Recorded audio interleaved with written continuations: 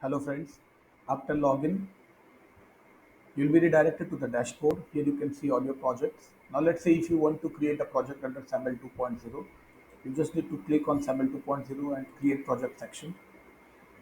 You will be asked few inputs like environment, domain, project name, callback URL and sign out URL. So environment and all the informations are already there in this I section. So you can just click on here and you can see the detail. So let's say whether you are choosing staging, which is a pre-production environment, or a production environment, which is the final environment. Then you need to choose the domain. Let's say I'm putting cripsa.com. It's a cripsa123.com. Just we need to remember that it should not be with HTTPS or HTTP or www. Then you need to name the project, which is like a unique identifier again. So I'm just putting it like cripsa123.com again. Then the callback URL. So callback URL is like where the user will be redirected after completing a specific action after the authentication process. So this is called as callback URL.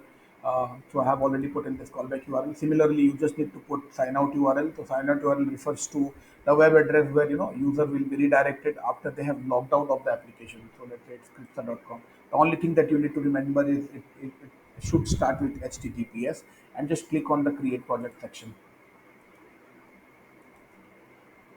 So once done, you can see you will be provided with some SAML auth detail about the domain that you want to register and the project that you want to register. So you can see client ID, user pool ID, client secret, XCPI key, and user pool domain. The information again has been given. So it's like client ID is a unique identifier that is associated with your application or services.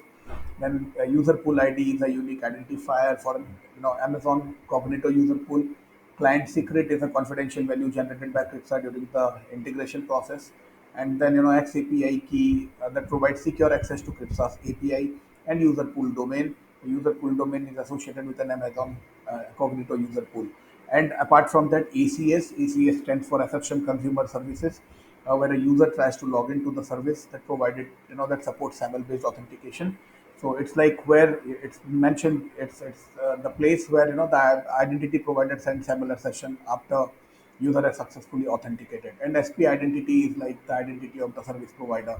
So this is what you need to do. And once the entire process is complete, you just need to wait for 5 minutes for the registration of the app window to be activated.